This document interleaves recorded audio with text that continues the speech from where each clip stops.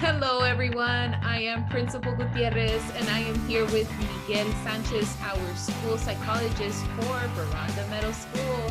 What's up, Miguel? How are you? Oh, very good, very good. How are you? I'm doing great. I'm getting ready for Thanksgiving.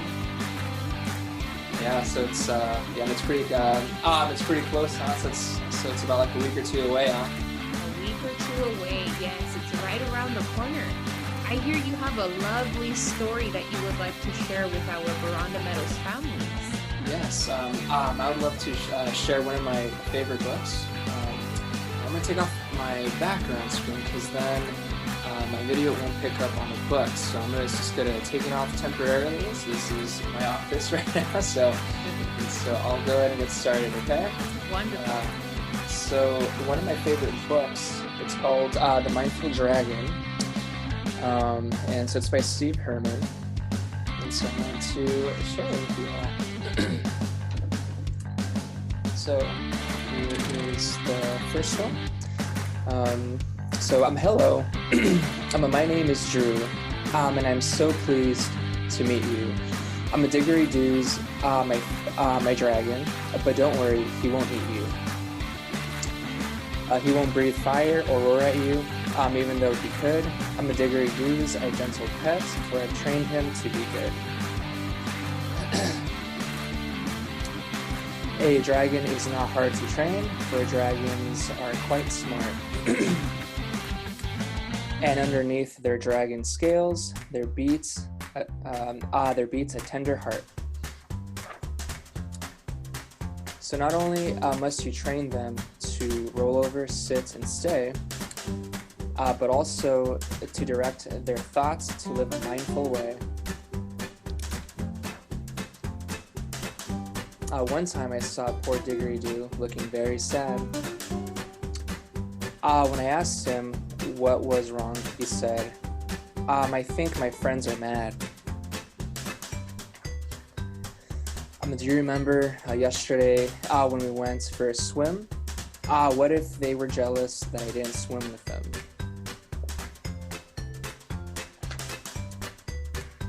And I told him not to worry about what happened yesterday. There's not a thing that you can do to change it anyway. And you can't help what others think about the things you do. You should not doubt your choices when you choose what's right for you.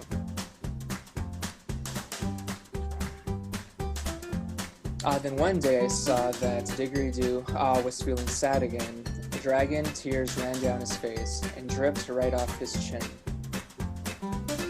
Didgeridoo, what's wrong with you? Why do you feel sorrow? He bowed his head and then he said, I have a test tomorrow. My poor dragon was so scared, he had a tummy ache. And I just shook my head and said, oh, for goodness sake.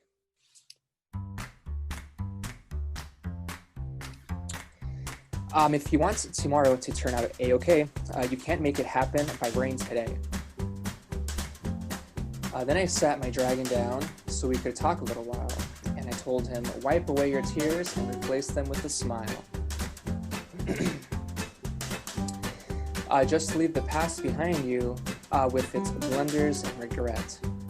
And don't fret about the future, for it's not happened yet.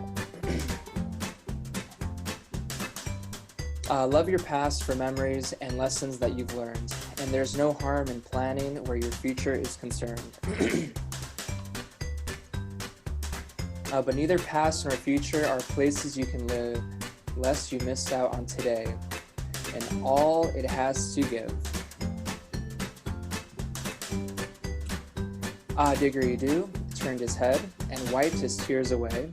He listened very closely to the things I had to say. And I told him it's called mindfulness. So when you can clearly see that where you are this moment is where you're meant to be.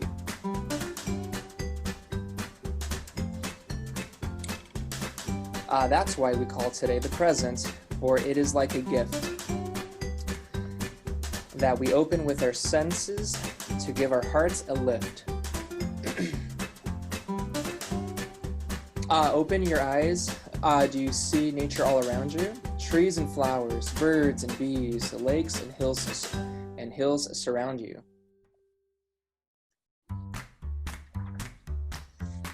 Listen for the music when the wind blows through the pines. Smell the fragrance of perfume from the honeysuckle vines. Taste the sweetness of the berry when it bursts upon your tongue. Dance barefoot through the dew when the day is fresh and young. Love the life you're blessed with as you embrace today. Your fears and your anxiety will surely melt away. Let go of things you cannot change and change the things you can. When you practice mindfulness, you have a lifetime plan. And when you've mastered mindfulness, don't keep it to yourself. Don't put it in a box which you store upon a shelf. Use mindfulness to guide your life and bring much peace to you. And then share it with friends you meet so they can have some too. And so the end. And so one of the reasons why I thought this book would be pretty cool to read is because with so many things changing and with so much uncertainty, because things change from day to day, and so it's really important just to be mindful of the present, because it's a gift, kind of like the book said, and so to appreciate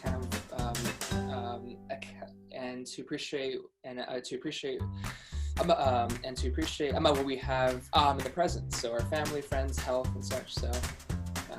Oh, Miguel, that's such a good story. I've never heard of that book, but I'm glad that you shared it with our families. The definition that I love about mindfulness, and I've heard it recently, was living in the present moment without judgment. And that's something that we should all practice, right? Being mindful. And sometimes it's hard, but being intentional about practicing it, I think that's what matters. So thank you for that book. Very beautiful book. I would like to do a Thanksgiving speed round. Are you ready? Oh, awesome. Yes. All right. Ready to go. What's your favorite animal? So growing up, my favorite animal was always a cheetah, just because I was always so impressed with how fast they were. And but recently that's kind of changed a little bit, because my wife and I, so that we have a dog, so I want to say that probably a dog is my favorite animal now, I think.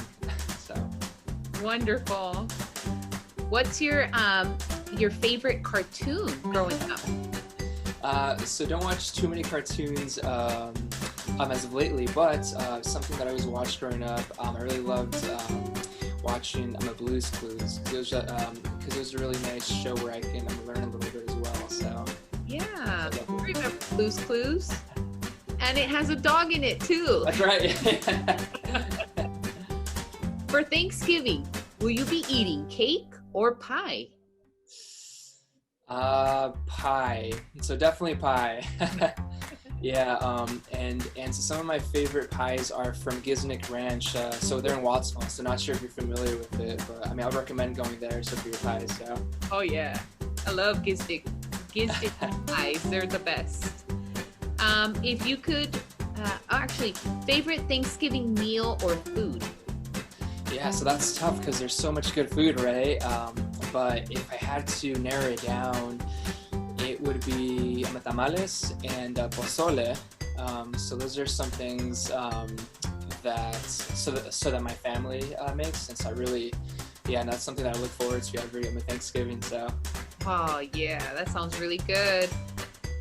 If you could thank a teacher, who would you thank and why?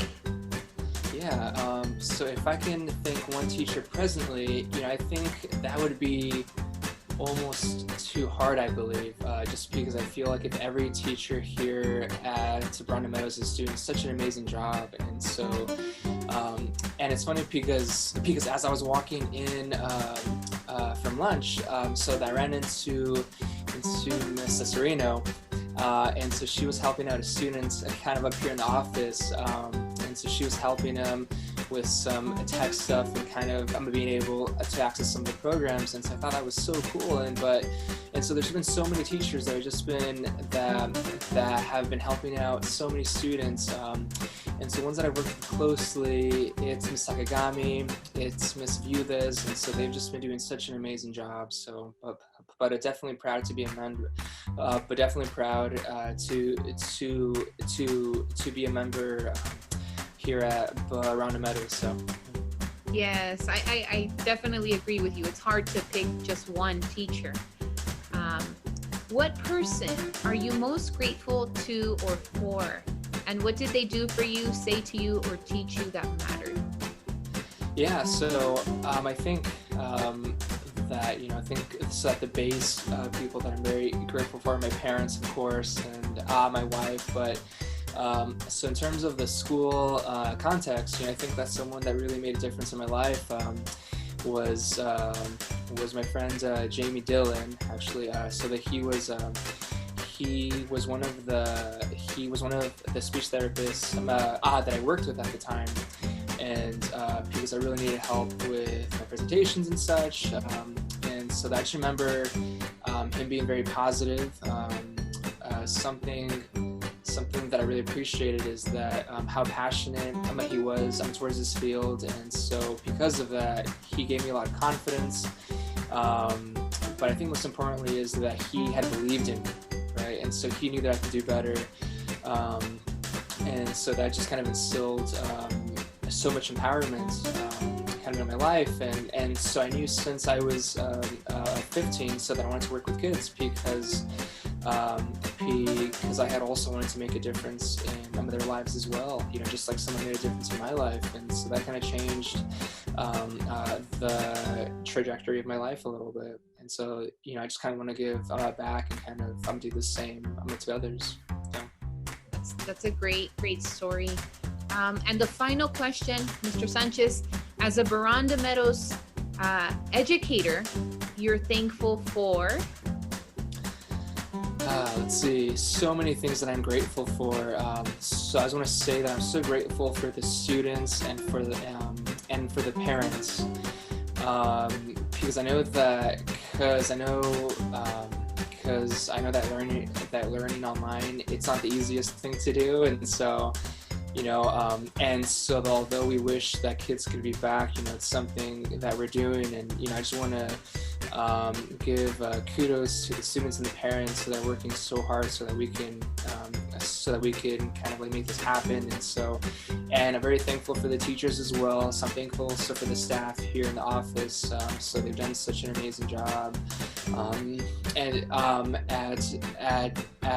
at being able to help out parents, students, and so I'm just very appreciative. And so also so super appreciative for Machias, and also you as well, because you've been doing such an amazing job. And so it's your first year, but you've been doing such great work, and